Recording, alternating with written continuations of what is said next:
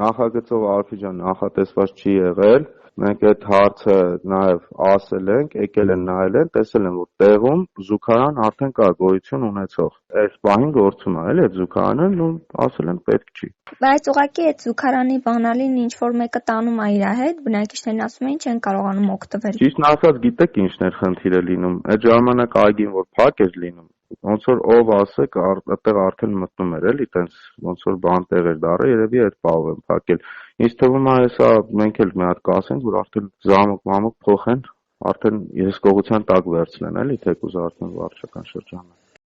Երվադասպ-ի ներկայացուցիչը տեղեկացրեց նաև, որ դեռ հանձնում ընդունում չի եղել, գործընթացը նախատեսվում է այս ամսվա վերջ իրականացնել։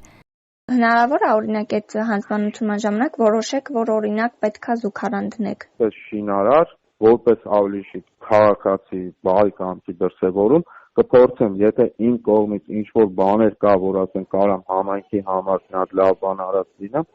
փորձեմ այդ գոնե մի քիչ կահավորանքը լավացնենք այդ զուգարանին։ Այդ էլ ես որպես քաղաքացի դուք կարող բնակիչներին տենց փոխանցեք, որ ես այդ իմ կողմից կանեմ։